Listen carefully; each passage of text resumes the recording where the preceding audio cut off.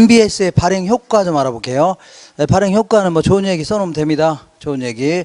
먼저 주택 소비자 입장에서는요, 그 금융기관이 대출 여력이 확 좋아졌죠? 돈을 많이 확보할 수 있는 거 아닙니까? 그러니까 우리 입장에서는 빌리는 게 수월해요? 안 수월해요? 수월하죠. 대출 받기가 아주 용이하답니다. 그리고 좀 이따 하겠지만 이렇게 빌려주는 돈의 이름이 보금자리론인데 잠시 후에 할 겁니다.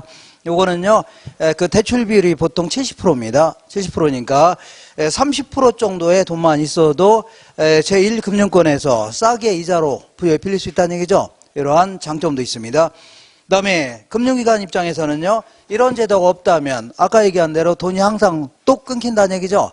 이걸 유동성 위험이라는 겁니다. 5천 명이 와서 막 빌려달라고 하는데 빌릴 돈 있어 없어요? 없죠. 문제가 되겠네요. 근데 이런 제도가 있으니까 뭐 5천 명이든 10,000명이든 막 빌릴 수 있다는 얘기죠. 아주 좋은 제도입니다. 그리고 자, BIS 자기자본 비율이 제고될 수 있다. BIS가 뭐냐면 Bank for International Settlement 해갖고 이걸요 국제결제은행 해줍니다. 이게 원래 이제 스위스 바젤에다가 이제 본사를 두고 있는 그 은행인데 원래는 이제 1차 세계대전이죠. 여기 끝난 다음에 패전한 독일로부터 배상금이죠. 요거 받아다가 원래 관리하려고 나왔던 일시적 은행이었는데 지금은요 국제적인 은행으로 성장했던 겁니다. 그러니까 요걸 통해서 IMF도 저 추가로 이제 탄생했고 IBRD라는 은행도 태어났습니다. 어쨌거나 아주 국제적 은행인데 자 요게 이제 실질적으로는 말이 좋아서 국제적 은행이지 사실은요. 우리 그 전 세계의 재벌들 있죠? 아니면 정치인들의 비밀 계좌를 다 여기서 관리하고 있습니다. 그잖아요. 얘들은 절대 누구도 이제 안 알려줍니다. 이렇게 이런 형태. 실제 그게 이제 가장 큰 의무입니다. 어쨌거나 얘들은요 자기 자본 비율을 이렇게 정합니다. 자기 자본을요 오염 가중 자산으로 나눈 겁니다. 오염 가중 자산. 오염 가중 자산이 뭐냐면 혹시 못 받을지 모르는 채권 같은 거 있죠? 이걸요, 오염 가중자산이라는 겁니다. 그러니까 기업이 물건을 외상으로 팔면 외상값 받을 거 있죠? 요거 나중에 혹시 못 받을지 몰라요? 안 몰라요? 못 받을지 모르는 거죠? 아니, 외상으로 그 사간 사람이 날릴 수 있는 거 아닙니까? 토낄 수 있죠? 그럼 못 받을지 모르는 거 아닙니까? 이런 걸요, 오염 가중자산 해줍니다. 그러면 은행도 돈을 빌려주면 이 돈 받을 권리가 생기죠? 요거 혹시 나중에 못 받을지 몰라요? 안 몰라요? 모릅니다. 왜냐하면 담보가치가 폭 나가면 회수 못 할 수 있는 거죠. 이런 걸 말하고요. 오염 가중자산하는 겁니다. 다시 할게요. 그러면 은행 입장에서는 돈을 빌려줬죠.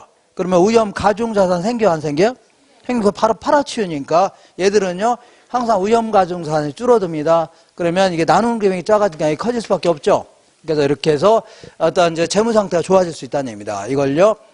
그 자기 자본 비율을 제고할 수 있다 이렇게 표현합니다. 되셨죠? 그래서 나중에 아까 얘기한 대로 아까 살생부 역할을 했던 게 요겁니다. 요게 뭐 5%가 안 되는 것들이죠. 다 막 퇴출시켜 버리는 겁니다. 이렇게. 그다음에 투자자 입장에서는 기관 투자자 입장에서는 아까 얘들은 위험이 커요, 작아요?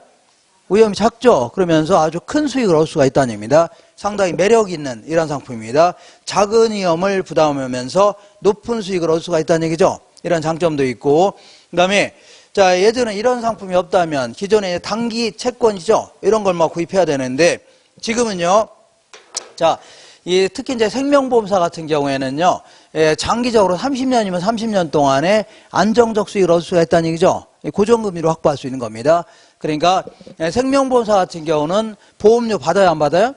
받아갖고 이제 나중에 이제 그 사고 나면 써야 될 거 아닙니까? 쓰는데, 이렇게 이제 자, 사고가 별로 없을 때는 돈이 많이 남아야 안 남아요? 남죠. 근데 사고가 많이 터지면요, 뭐 돈이 부족할 수 있죠. 부족할 수 있어 없어요? 있다는 얘기입니다. 근데 이 부족할 돈이 많이 남을 때는 문제가 안 되는데 돈이 막 부족할 때 있죠. 사고가 문제가 크게 나고 이러면 문제가 될 수 있습니다. 근데 만약에 장기적으로 한 20년, 30년에 걸쳐서 안정적 수익을 얻을 수 있는 상품이 있다. 그러면 그 생명보험사를 꾸려나가는 게 아주 수월할 수 있다는 얘기입니다. 알겠나요? 그러니까 예를 들어 이런 얘기입니다. 우리 남편이 사업하는 사람이다. 그러면 사업이 잘 되면 큰 돈 들어와 안 들어와요? 들어오는데 사업이 잘 안 되면요. 애들 뭐 용돈도 못 주고 학비도 못 주는 판이죠. 근데 만약에 매달 한 200만 원씩 고정적으로 나오는 돈이 있다면 그 집안을 꾸려나가는 게 쉬워요, 어려워요? 10단위입니다. 이런 논리가 똑같은 겁니다. 그러니까 계속해서 이거는 고정금리 제도입니다. 조금 이따 하겠는데 고정금리로 20년, 30년 동안 받을 수 있다면요 상당히 매력이 있다는 얘기입니다. 알겠죠? 이렇게. 그 다음에 거기 보시니까 국가 정책 입장에서는 자 이렇게 돈을 빌리는 게 수월해졌죠. 그러다 보니까 자기 집 마련한 사람이 많아져요. 적어져. 많아지는 바람에 자가주택 보급률을 높일 수가 있는 겁니다.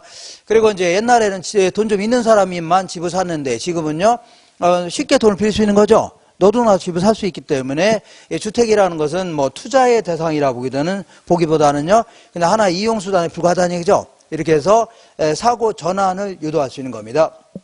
그 밑에 서술형 지문 알아보겠습니다. 일본의 저당이 그 유동화됨으로써 대출자인 금융기관은요 한정된 재원으로 아까 그 100억만 가지고도 5,000명 가까이 많은 수요자들에게 필요한 자금을 공급할 수 있는 거죠. 많은 거고. 2번 볼게요. 저당 채권의 유동화는요 금융기관의 유동성을 증가시킨다. 유동성이 뭐냐면 현금으로 바꿀 수 있는 능력 있죠. 이런 걸 유동성이라는 겁니다. 유동성을 높일 수밖에 없는 거죠. 많은 거고. 세 번째, 금융기관은 수취한 예금 등으로 주택담보대출을 제공하는데 이를요 1차 저당대출 시장이다. 애초에 돈을 빌려주신 시장을요 1차 시장이라는 겁니다. 자 4번 볼게요. 1차 저당대출 시장은요 저당대출을 원하는 수요자와 저당대출을 제공하는 금융기관 사이에서 형성되는 시장 있죠. 이거를요 1차 저당시장 해줍니다. 그 다음에 그 5번 볼게요. 5번 1차 저당 대출자들은 요거를요 1차 저당 대출자, 얘를요 2차 저당 대출자. 1차 저당 대출자들은요 이자 수입을 목적으로 저당을 자신들의 자산 포트폴리오 일부로 보유하기도 하고 그 다음에 돈이 부족할 때는요 2차 저당 시장에서 그들이 설정한 저당을 팔고 필요한 자금을 조달할 수 있다는 얘기죠. 그 다음에 6번 볼게요. 2차 저당 대출 시장은요 특수목적회사 혹은 특별목적회사인 금융공사를 통해서 투자자로부터 자금을 조달하여 결국은요 구매 주택자금 대출기관에게 공급해주는 시장 있죠. 아까 얘기한 대로 MBS 팔으면 돈 들어 안 들어요? 그럼 이걸 가지고 이거 구입하는 데 쓸 거 아닌가 결과적으로 이쪽으로 막 돈을 막 공급해주는 시장입니다. 공급해주는 시장. 그 다음에 7번 볼게요. 한국주택금융공사는 보유하고 있는 주택저당채권 집합물을 기초로 하여 MBS를 발행하고 있습니다. 이걸 원래 정확한 표현은요 저당담보증권 이렇게 해줘야 되는데 우리 금융공사에서는요 주택저당증권 이렇게 표현합니다. 뭐라고요? 주택저당증권. 똑같은 표현이니까 똑같다고 보시면 돼요. 표현만 다리 앞은 똑같은 거예요. 그 다음에 자 8번 볼게요. 2차 저당시장은요 1차 저당시장에게 자금을 공급하는 역할을 한다고 했죠. 그다음 맞고. 그 다음에 9번 볼게요. MBS를 발행하여 주택 저당 대출이 공급이 늘게 되면 주택 수요가 증가할 수 있어 없어요? 있습니다. 수요자들은 소비자들은 돈 빌리는 게 수월해져. 수월하지 않아요? 수월하니까 집 사는 사람이 많아지겠죠. 그래서 주택 수요가 증가할 수 있는 겁니다. 그 다음에 자 10번 볼게요. 저당 채권의 유동화는 장기간 묶여있던 채권의 유동화로 유동성 문제가 해결되므로 유동성을 증가시킨다는 얘기죠. 그러니까 그동안은 돈이 똑 떨어지는 위험이 있죠. 이런 문제가 생겼는데 지금은요 그 장기간 묶여있는 채권 팔으면 바로 돈 되죠. 유동성이 향상된다 입니다. 그 다음에 자 11번 볼게요. 부동산에 대한 저당 채권을 증권화한 부동산 상품 중에서 대표적인 게 MBS입니다. 얘는 뭘 근거로 한 거예요? 구입한 저당 채권이죠. 요걸 근거로 MBS를 발행한 거 아닙니까? 요걸 변형해서 채권의 형태로 파는 거죠. 그러니까 이걸요 그 저당 채권을 증권하는 대표적인 게 MBS입니다. 그 다음에 자 12번 볼게요. 일반적으로 주택담보대출 금리는요 2차 저당시장의 금융상품보다 금리가 높은 편입니다. 아까 얘기한 대로 여기 담보대출 금리가 MBS의 금리보다 높아야 된다고 했죠. 그래서 중간에 빼는 금액이 있어야 될 거 아닙니까? 삥을 뜯어야 될 거 아닙니까? 그 다음에 13번 볼게요. 저당 유동화의 전제 조건은요. 어쨌거나 얘들이 이거 사줘야 되는 거죠. 안 사주면 아무 필요 없는 거 아닙니까? 그러니까 저당의 유동화의 전제 조건은요. MBS의 수익률이 투자자들의 요구 수익률을요. 충족시켜줄 수 있어야 되는 거죠. 그래야 살 거 아닙니까? 그리고 우리나라의 자산 유동화 증권, 요거를 앞자리 따서 ABS라는 겁니다. 요 ABS는요, 98년도에 자산 유동화에 관한 법률에 따라 이게 도입됐었는데, 이거는 실질적으로 실패했습니다. 실패했어요. 이렇게 해서 이렇게 정리하시면 돼요. 그래서 요건 실패했으니까 지울게요. 이렇게 지우고. 자, 우리나라에서는요, 이 순서는 달리합니다. 뭐는 달리한다고요? 순서는 달리하는데 결과는 똑같아요. 똑같습니다. 그러니까 어쨌거나 신한은행은 결국은 들어온 돈에서 삥 뜯고 넘겨만 주면 되는 거죠. 그래서 조금 이따 하겠는데 똑같습니다. 예, 결과는 똑같은 거예요. 은행은요, 결국은 들어온 돈에서 삥만 뜯고 넘기면 되는 겁니다. 이걸 기억하세요. 은행은 뭐라고요? 삥만 뜯고 넘기면 된다. 이렇게 기억하시고, 지금부터 MBS의 종류를 얘기할 때는요, 볼게요. 우리나라에서는 결과는 똑같은데 순서는 달리한다고 했죠. 그래서 자, 신한은행에 돈을 빌려주면 뭐가 생겨요? 원리금수권 저당금 생기죠. 이걸 팔으니까 바로 돈 들어오는 거 아닙니까? 근데 우리나라에서는 이렇게 합니다. 금융공사가 가지고 있는 돈 있죠. 이걸 먼저 시중은행한테 먼저 돈을 줍니다. 그러면 돈을 주면서 대출을 의뢰합니다. 대출해달라고 의뢰한다는 얘기죠. 그러면 이 돈 가지고 얘들이 빌려줄 수 있어 없어요? 있죠. 요 돈의 이름이 금융공사 공급 보금자리론 해줍니다. 금융공사 공급 뭐라고요? 보금자리론. 요거는요. 자, 보통 만기가 최소 10년에서 30년입니다. 무신장 길어요. 그리고 이거는 고정금리 제도입니다. 무슨 제도라고요? 고정금리. 요거는요. 생명보험사 이런 데서 구입하도록 유도하기 위해서 고정금리를 채택하고 있습니다. 이렇게. 어쨌거나 돈 빌려줬으니까 원리금, 수익권, 저당금 생겨 안 생겨? 생겼죠. 그러면 그 전에 미리 돈을 받았어 안 받았어요? 받았죠. 그러니까 살짝 넘겨주면 되겠네요. 결과는 똑같아요 안 똑같아요? 똑같습니다. 그리고 신한은행은 결국은 들어온 돈에서 삥만 뜯고 넘겨주면 되는 거예요. 아까도 똑같은 겁니다. 아까도 삥만 뜯고 넘겨주는 겁니다. 얘들도 지금요, 뭐 들어온 돈에서 삥 뜯고 넘겨줘야 되겠죠? 똑같은 겁니다. 결과는 똑같아요. 닭이 먼저냐, 계란이 먼저냐, 이 차이만 있는 겁니다. 구분할 수 있죠? 그러면 도대체 신한은행이 하는 일이 뭐예요? 하는 일이 얘들 일을 대신해 주는 거죠? 아, 얘네들 돈을 대신 대출만 해주는 거 아닙니까? 그리고 들어온 돈에 삥만 뜯는 거 아닙니까? 그러니까 결국 얘들의 뭐라고요? 시다발입니다. 문발이하고요? 얘들의 뭐라고요? 시다발이. 아닌가요? 시다발이 아닙니까? 아, 얘들 대신 해주는 거 아닙니까? 그럼 얘들 뭐 직접 대출해 주지 왜 이걸 얘들 시키냐? 자, 금융공사는 전국에 지점망이 있어 없어요? 없죠. 그러니까 지점망 활용하겠다 그런 얘기입니다. 됐죠? 그러니까 결국은요, 얘와는 한 통속입니다. 무슨 통속이라고요? 한 통속. 이렇게 해서 자, 결국은 구조 자체가 이렇게 되어 있는 겁니다. 구조 자체가 이렇게 소비자 MBS의 발행자, 이렇게 MBS의 금융공사를 발행자라는 겁니다. 발행자, 그 다음에요 투자자 이렇게 되어 있는 겁니다. 그러면 신한은행은 어디가 있어요? 요 사이에 들어가서 얘들이 대신만 해주는 거죠. 그리고 들어오는 데 삥만 뜯으면 될 거 아닙니까? 그러니까 구조 자체가 이렇게 구조 세 가지 되어 있는 겁니다. 은행은 얘들 일을만 대신 해주는 겁니다. 되겠죠? 그래서 그리고 MBS의 종류를 얘기할 때는요. 종류를 얘기할 때는 요거 지급보증 이건 무시해야 됩니다. 이건 우리나라에서만 IMF에서 벗어나기 위해서 지급보증 해주는 거지 외국은 이런 거 없어요. 미국 같은 경우는요. 우리나라 금융공사 역할을 하는 기관이 페니웨이, 프레드맥 이런 기관이 있는데 애들 다 주식회사입니다. 그냥 기관 뭐 무슨 지급보증 이런 거 없어요. 아셨나요? 그래서 반드시 이거 없다고 하면서 정리하셔야 돼요. 그래서 지금부터 MBS의 종류를 얘기할 때는요. 이렇게 세 가지 딱 있습니다. 이렇게 세 가지가 있는데 이거는 교재마다 번역을 다 달리합니다. 달리하니까 그냥 약어로 기억하셔야 돼요. 뭘로 기억하라고요? 약어로 딱. 자, 요거는 뭐냐면 약어로 자 MPTS 해줍니다. 그리고 요거는요 MPB 이렇게 약어로 기억하세요. 요거는요 MPTB 이렇게 됩니다. 자, 그리고 이렇게 세 가지 형태로 구분하는 가장 큰 차이점은 돈을 빌려주면 뭐가 생겨요? 원리금, 주권, 저당금이 생기죠. 요거를 어떤 형태로 누가 갖고 있냐 여기에 따라 차이가 나는 겁니다. 자, 담보대출 해주면 원리금, 수취권, 저당금 생겨 안 생겨? 요거를 누가 이걸 보유하느냐 여기에 따라 달라지는 겁니다.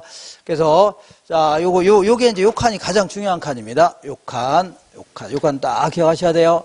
자, 구조 자체가 소비자, MBS의 발행자 뭐라고요? 투자자. 이렇게 소비자, MBS의 발행자 뭘로 되어 있다고요? 투자자, 소비자, MBS의 발행자, 투자자 이렇게 되어 있는 거 아닙니까? 맞죠? 근데 얘가 이제 가장 전형적인 형태의 오리지널 MBS입니다. 얘는요, 그 기본적인 논리가 요겁니다. 요거. 자, 얘는요, 제가 이제 발행자입니다. 발행자예요. 내가 발행자입니다. 금융공사입니다. 금융공사인데 얘가 얘한테 돈 빌려주니까 뭐가 생겨요? 원리금치권 저당가 생기죠? 요거를 완전히 다 팔아치우고 자기는 쏙 빠지겠다 아닙니다. 다시 할게요. 아까하고 똑같은 겁니다. 돈을 빌려주면 뭐가 생겨요? 원리금치권 저당가 생길 거 아닙니까? 이거를 다 돈 받고 팔아치운 겁니다. 얘가 담보를 해준 거예요. 그리고 난 쏙 빠지겠다 그런 얘기입니다. 이런 논리예요. 그죠? 근데 내가 완전히 빠질 수 있어 없어요?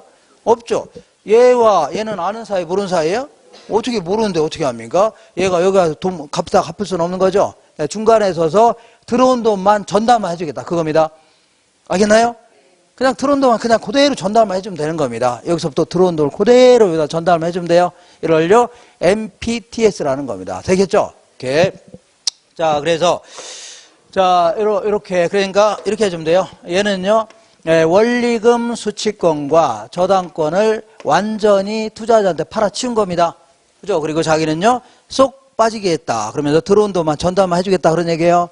알겠죠? 그러면 자 보세요. 요거는 아까 고정금리라고 했어요. 변동금리라고 했어요. 고정금리 제도인데 고정금리는 5%로 해서 빌려줬는데 20년 동안 빌려주기로 했는데 한 3년 정도 지나서 시장금리가 평균금리가 고정금리가 3% 떨어졌다고 치자. 이렇게. 그러면 이 소비자 입장에서는 어떻게 하다 보니까 5% 빌리긴 했는데 이걸 당장 다른 애에서 빌리면 얼마라고요? 3% 싼 이자로 빌 수 있는 거죠. 근데 뭐 5% 앞으로 17년 동안 낼 생각하니까 열 받아 안 받아요? 에라 모르겠다. 다른 애에서 빌려서 보금자리로는 갚으려고 하겠죠. 그럼 얘가 조기상 하려고 안 하려고 해? 하려고 하죠. 그러면 이 원리금 수취권이라는 게 이 사람한테 돈 받을 권리 있죠. 이걸 받을 권리 얘가 갖고 있는 거 아닙니까? 이 사람이 주는 돈을 받을 권리 다 누가 갖고 있어요? 얘가 갖고 있는 겁니다. 그잖아요? 그러니까 얘가 조기상환 했죠? 그대로 넘겨주면 되는 겁니다. 그잖아요? 그러면 얘들은 생명보험사 같은 경우는 한 30년 동안 안정적 수익 얻으려고 이 상품을 구입했더니 얼마 안 있다 갚았어 안 갚았어요? 홀라당 갚은 거 아닙니까? 그래서 닭도전기에 뭐 쳐다봐요? 지붕 쳐다볼 아닙니까? 이걸요 조기상환 위험이라는 겁니다. 무슨 상황이라고요? 조기상환 위험. 이거 누가 부담해요? 투자자가 부담하는 겁니다. 누가 부담해요? 투자자가 부담한다. 자, 이번에는 이렇게 볼게요. 이번에는 시장 평균 고정금리가 7% 올랐다고 치자. 그러면 이번에는 발행자 입장에서 볼게요. 발행자 입장에서는 어떻게 하다 보니까 5%로 빌려주긴 했는데 이걸 당장 다른 사람한테 빌려주면요 7%의 높은 이자를 받을 수 있는 거죠. 근데 5%만 받으려고 하니까 이번에는 발행자가 열이 받아야 안 받아요? 하나도 받을 게 없습니다. 왜냐하면 7% 받을 수 있음에도 불구하고 5% 받았죠? 그걸 넘겨주면 될 거 아닙니까? 그죠? 이거를 우리 전 시간에 이자율 위험이라는 겁니다. 이거 다 누가 부담해요? 투자자가 부담하는 겁니다. 자, 이번에는 한 5년 정도 지나서 옆에 뭐가 들어왔다고요? 장래시장이 들어왔습니다. 장래시장 들어왔죠? 그래서 그래도 돈 잘 갚으면 상관없는데 회사도 그만두게 된 거죠? 그럼 갚을 수 있어 없어요? 없으니까 경매로 들어간 거 아닙니까? 그죠? 그럼 7천만 원 받을 권리 누가 갖고 있어요? 얘가 갖고 있는데 경매 처분했더니 얼마로 왔다고요? 3천만 원 들어왔죠? 그럼 그걸 넘겨주면 되는 거죠? 저당권이 뭐예요? 저당권은 물건 팔아서 회수할 수 있는 권리를 저당권이라는 겁니다. 저당권을 다 누가 갖고 있어요? 얘가 갖고 있다고 하잖아요. 그죠? 그죠? 그러니까 들어온 돈 그대로 넘겨마시면 되는 거죠? 그러니까 이거를요 채무 불이행 위험이라는 겁니다. 이것도 다 누가 부담해요? 투자자가 다 부담하는 겁니다. 알겠나요? 그러다 보니까 관련 위험을 다 누가 부담해요? 투자자가 부담하는 바람에 거의 안 팔렸습니다. 거의 뭐라고요? 안 팔렸어요. 그래서 이제 역사적으로 요거 다음 요거 나온 거고 요거 다음 요게 나온 겁니다. 그래서 한번 이렇게 해보자. 이렇게. 자, 이 발행자가 담보대출에 관련된 모든 권리 누가 갖고 있어요? 발행자가 갖고 있는 겁니다. 원리금 수취권과 저당권은 누가 갖고 있어요? 발행자 갖고 있는 거죠. 그러면서 어차피 소비자한테 빌려준 돈 있어 없어요? 있죠. 이걸 근거로 해서 새로운 회사채를 발행했다 생각하시면 돼요. 회사는 무턱대고 채권을 발행하면 안 됩니다. 회사채 그 갚을 능력이 있어야 발행하는 거죠. 그러니까 미래에 소비자한테 빌려준 돈 있어 없어요?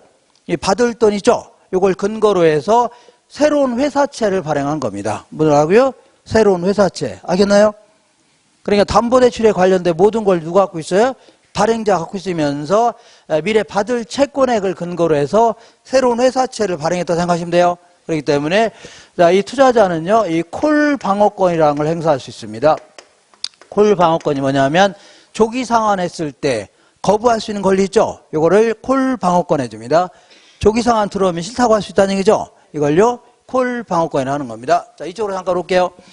자, 이 그 고정금리로 5% 빌려줬는데 시장금리가 3% 내려갔어요? 안 내려갔어요? 내려가니까 얘가 조기 상환 하려고 안 하려고요? 하려고 하니까 조기 상환 대금 들어오죠? 넘겨주려고 했더니 얘가 뭐라고요? 싫다 할 수 있다는 얘기입니다. 그잖아요? 그러면 얘는요, 자, 조기 상환 대금을 받은 상태에서 약속대로 한 30년 동안 계속 원금이자 줘야 됩니다. 그잖아요? 그래서 결국은요, 이 조기 상환 위험이라든가 이자율 위험, 요걸 누가 부담해요? 발행자가 다 부담하는 겁니다. 누가 부담해요? 발행자. 이번에는 자, 이 그 7천만 원 빌려줬는데 3천만 원 경매로 해서 회수했죠.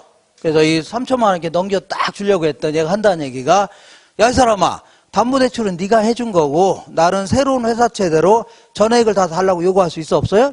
있다는 얘기입니다. 그죠? 그러니까 얘는 3천만 원 들어왔지만 얘한테 얼마 줘야 돼요? 7천만 원 다 줘야 됩니다. 그잖아요? 이거를요, 채무 불이행 위험이라는 겁니다. 이거 다 누가 부담해요?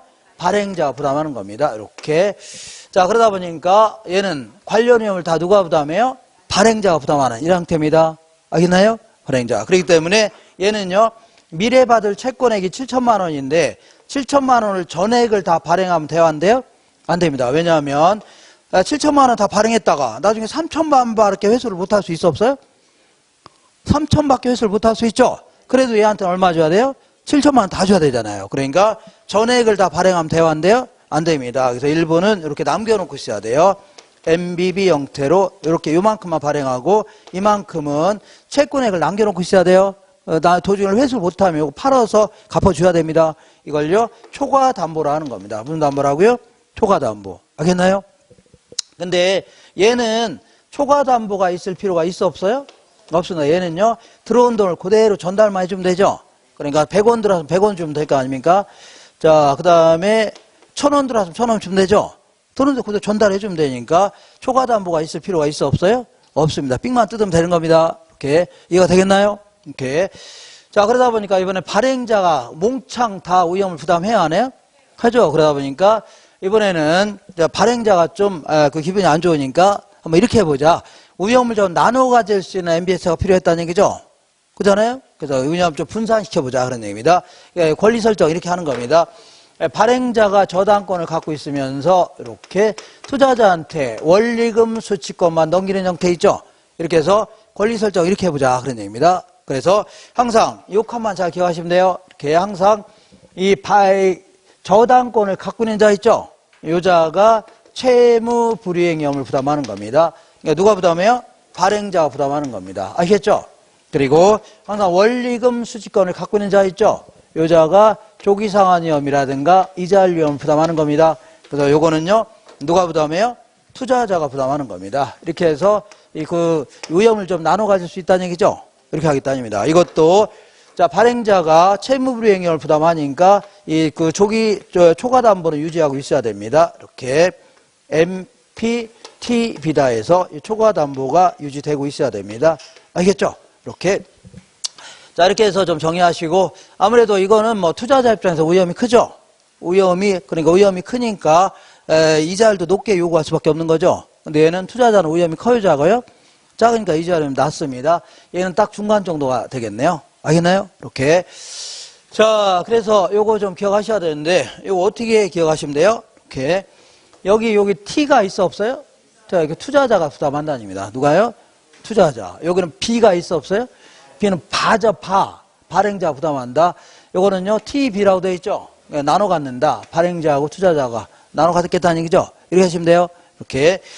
자, 우리나라에서는요, 그리고 요것도 좀 기억하세요. 이거는 전부 다, 이거는 채권입니다. 이거 뭐라고요? 채권이에요. 알겠나요? 다 채권인데, 이 부동산 학자들이 쓸데없는 소리를 너무 많이 합니다. 쓸데없는 소리 하면 안 되는데, 자, 이건 채권인데, 얘는 투자자가 모든 위험을 다 부담해야 안 해요? 하니까 우리 주식을 갖고 있으면 모든 위험을 다 부담해야 하네요. 하니까 약간 뭐 주식의 성격이 있는 거 아니냐 이러면서 이걸요 지분형 MBS 해주는데 이거 말도 안 되는 소리입니다. 그냥. 근데 문제는 학자들이 부동산 학자들이 갖다 시험을 내는 거죠. 그냥 암기하세요. 그냥 지분의 성격이 있구나 하시면 돼요. 뭐라고요? 지분형 MBS. 이거는요 오리지널 회사채입니다. 채권형 MBS입니다. 얘는 섞어놨어 안 섞어놨어요? 섞어놨으니까요 혼합형 MBS 해줍니다. 이렇게 해서 자, 저런 얘기 하면 안 되는데, 쓸데없는 소리 많이 하니까 그냥 암기하세요. 그냥 이렇게 하시면 돼요. 자, 그리고 우리나라에서는요, 주로 이제 IMF 초창기 때는요, MBB 형태로 발행했습니다. 어떤 형태라고요? MBB. 그러다가 요즘에는요, MPTB를 약간 변형시킨 CMO 형태로 발행합니다. 이걸 다계층 저당채권, 이렇게 얘기합니다. 어떤 형태라고요? 이것도 얘랑이랑 똑같아요. 발행 기준은 다 똑같습니다. 다 똑같아요. 똑같습니다. 다만 뭐가 다르냐면 이렇게 이제 이게 소비자한테 빌려준 돈입니다. 여러 은행에서 원리금과 저당을 구입했겠죠. 요거 이제 빌려준 돈, 이걸 모저당 해줄게요. 애초에 빌려준 돈을 얘기합니다. 이걸 기초로 해서 MBS를 발행하는데 얘 같은 경우는 보통 이제 한 개의 만기로 발행합니다. 어떤 만기라고요? 하나의 만기로 발행하는데 얘는요 만기를 쪼개서 여러 개의 만기로 발행할 수 있어 없어요? 있다는 얘기입니다. 그래서 1년 만기, 2년 만기, 3년 만기, 4년 만기 이렇게 해서 20년 만기 이런 식으로 발행할 수 있죠. 그래서 쪼개진 하나하나를요 트렌치라는 표를 씁니다. A 트렌치, B 트렌치, C, D 이렇게 해서 마지막 걸 Z 트렌치 이렇게 할 수 있죠. 이렇게 해서 만기가 짧은 놈은요 이자율이 낮습니다. 만기가 긴 놈은요 이자가 높죠. 이렇게 해서 왜 이런 식으로 발행하냐면 자, 이 투자자의 욕구를 더 많이 충족할 수가 있다는 얘기입니다. 예컨대 우리가 이제 TV를 삼성전자 TV를 구입하는데 모델이 똑같이 생겼다. 그러면 이런 모델 싫어하는 사람 있어 없어요? 있죠. 근데 약간 여기 좀 깎는다든가 뭐 이렇게 뭐 이상하게 한다든가 이렇게 해서 약간씩 모양을 좀 달리할 수 있어 없어요? 그죠? 그러면 다양한 소비자의 욕구를 충족할 수 있어 없어요? 있다. 이거 똑같은 논리로 투자자들도 이렇게 만기가 짧은 놈도 좋아하기도 하고 어떤 거는요, 네, 긴 걸 좋아할 수도 있는 거죠. 그러니까 다양한 투자자들의 욕구를 만족할 수 있다는 얘기입니다. 그렇기 때문에 이렇게 발행합니다. 요즘에 거의 이렇게 발행합니다. 요즘에. 자, 그래서 발행 기준 똑같습니다. 조기 상환 위험 누가 부담해요? 투자자. 채무 불이행 위험 누가 부담해요? 발행자 부담하는데, 그러니까 발행자가 채무 불이행 위험을 부담하기 때문에 돈을 못 받을 가능성은 없습니다. 회수를 못할 가능성은 있어 없어요? 없습니다. 다만 조기 상환 위험 누가 부담해요? 투자자가 부담합니다. 근데 얘는요 만기가 만약에 긴 놈을 딱 구입했다고 치자. 만기가 긴 놈을 구입했다고 치자. 그러면 얘가 만약에 조기 상환하죠. 그러면 만기가 짧은 놈은 더 막 채워나가는 식입니다. 운영을 이렇게 하는 겁니다. 아무리 조기 상환 하더라도 들어온 돈 있죠. 그럼 만기가 짧은 놈부터 채워주면서 나가라고 하는 겁니다. 갚아주고 나가라고 하는 거죠. 그러니까 만기가 긴 놈을 갖고 있으면요 아무리 얘가 조기 상환 하더라도 짧은 놈부터 채워 나가요 안 나가요? 나가니까 얘는요 이 만기 동안 원금이자 다 갚을 수 있는 거죠. 아무리 조기 상환 하더라도 만기 동안 다 원금이자 받을 수 있어 없어요? 있죠. 그러니까 이거는요 콜 방어권이 있다 이렇게 해주면 안 되고 콜 방어가 결과적으로 가능한 꼴이 된 겁니다. 아무리 조기 상환 하더라도 결과적으로 받는 거 아닙니까? 그 얘기 하는 겁니다. 자, 이렇게 해서 요거는 요거 할 수 있겠죠? 요거 하시면 돼요. 그리고 이런 것들은요 이렇게 요 칸만 잘 기억하시면 돼요. 요 칸이잖아요. 이렇게 딱 요거는 기억할 수 있죠? 그러니까 자, 요게 이제 핵심적인 내용입니다. 항상 원리금 수취권을 갖고 있는 자가 뭘 부담해요? 조기 상환 위험. 그다음에 저당권을 갖고 있는 자가 뭘 부담해요? 채무 불이행 위험. 할 수 있죠? 그러니까 얘는 누가 다 부담해요? 발행자. 얘는 누가 부담해요? 투자자. 얘는요, 이 저당권을 갖고 있는 자가 채무 불이행 위험 부담한다겠죠? 그리고 원리금 수취권을 갖고 있는 자가요, 조기 상환 위험. 이걸 부담하는 겁니다. 구분할 수 있죠? 예. 그래도 헷갈리면요, T가 나오면 뭐라고요? 투자자 부담한다. 그 다음에 B가 나오면요, 발행자 부담한다. TB 나오면요, 나눠 갖는다는 얘기죠? 이렇게 해서 기억하시면 돼요. 얘는 이제 만기가 달리하는 여러 형태로 발행한다. 이렇게 하시면 돼요. 할 수 있나요? 이렇게. 자, 그러면 지금까지 공부한 거를 문제를 통해서 확인해 보겠습니다. 우리 173페이지 볼게요. 맨 위쪽에, 자, 이 주의라고 돼 있어, 안 돼 있어요? 예, 우리 시험에서는요, 용어를 좀 기억하세요. 저당권이라는 표현도 쓰지만, 때로는요, 저당채권 집합물에 대한 소유권, 저당채권요, 집합물에 대한 소유권, 이런 표현도 씁니다. 그 집합물을 영어로요, 풀이라는 표현도 씁니다. 뭐라 한다고요? 풀. 자, 우리 인재 풀 하면요, 인재들을 뭐 하는 거 있죠? 요걸 집합물이 하는 겁니다. 영어로. 그러니까 저당채권 풀에 대한 소유권 해도 상관없습니다. 똑같은 거예요. 그리고 채무 불이행 위험은요, 원래 7천만 원 빌려줬는데 나중에 3천만 원 받았다는 얘기죠. 그래서 원금을 손해보는 위험이 있죠. 원금 손실 위험, 이렇게도 표현합니다. 그리고 아까 얘기한 콜방어권은요, 조기 상환에 대해서 싫다고 할 수 있는 권리 있죠. 이걸요, 콜방어권 해줍니다. 한번 읽어볼게요. 1번. 자, 무조건 약어로만 기억하셔야 돼요. 반드시 약어는 주어집니다. 이렇게 영어로 주어져요. 이렇게. MPTS란 지분형 주택저당증권으로 관련 위험이 다 누구한테 이전한다고요? 투자자한테 이전합니다.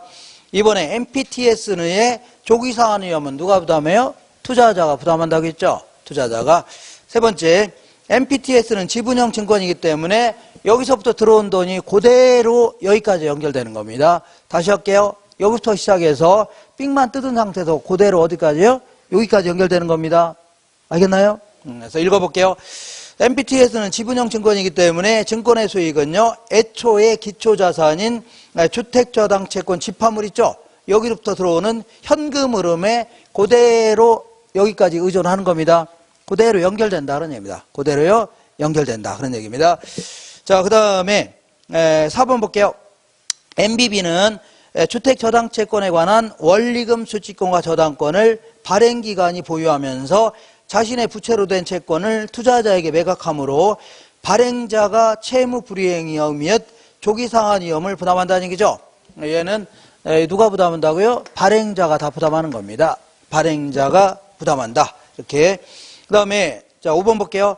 MBB는 자 저당채권의 집합에 대한 채권적 성격의 주택저당증권이다. 그냥 이거는 이제 암기하세요. 얘는 뭐라고요? 채권형 MBS다 해주면 돼요. 채권의 형태를 갖고 있는 MBS다. 자, 그 다음에 6번 볼게요. MBB의 투자자는요, 밑줄 쳐볼게요.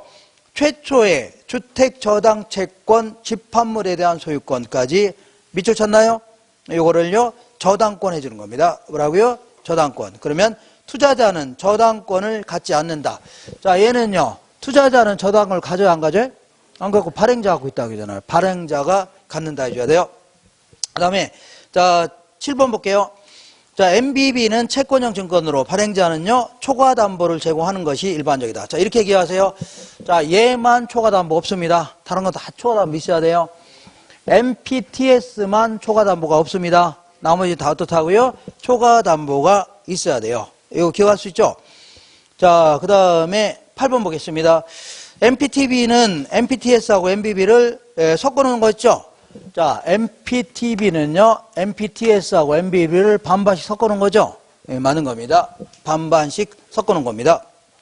그 다음에, 자, 거기 9번 보겠습니다. CMO의 발행자는요, 밑줄 쳐볼게요. 주택저당채권 집합물. 밑줄 쳤나요? 이거를 저당권 해주는 겁니다. 그러니까, 발행자가 저당권을 가지면서 일정한 가공을 통하여 오염수익 구조가 다양한 트렌치 증권을 발행한다는 얘기죠. 자, 보세요. 얘랑 얘는 똑같은 거라고 했죠? 발행자가 뭘 갖고 있다고요? 저당권을 가지면서, 자, 만기가 다른 채권을 발행한다. 그런 얘기입니다. 이렇게. 그 얘기 하는 거고. 자, 그 다음에 그 10번 볼게요. CMO의 발행자는요, 밑줄 쳐볼게요. 저당채권 풀에 대한 소유권. 밑줄 쳤나요? 이거를 저당권 해주는 겁니다. 뭐라고요? 저당권. 발행자가 저당권을 가지면서 풀 집합물에 대한 채권을 발행한다는 얘기죠. 맞아, 안 맞아요? 맞는 겁니다. 아니, 저당채권 집합물이 저당권이라고 했죠. 그 다음에 자 11번 볼게요. CMO는 트렌치별로 적용되는 이자율과 만기가 다른 게 일반적입니다. 그 다음에 12번 CMO의 발행자는요. 밑줄 쳐볼게요. 주택저당채권 집합물의 소유권. 밑줄 쳤나요? 그 밑에다 저당권. 그러니까 발행자가 저당권을 갖는다. 얘와 얘는 똑같은 거라고 했죠? 그러니까 발행자가 뭘 갖고 있다고요? 저당권을 갖는다. 이렇게 해주면 돼요. 그 다음에 13번 볼게요. 우리나라에서 발행되는 주택저당증권은 거의 대부분 다 뭐라고요? CMO 형태로 발행합니다. 요즘에는 어떤 형태라고요? CMO 형태로 발행합니다. 할 수 있죠? 이렇게 해서 이 정도 정리하시고, 그다음에 이제 한국주택금융공사를 공부해야 되는데, 요거는 시간이 꽤 약간 걸리는 바람에 잠깐 쉬었다 하겠습니다.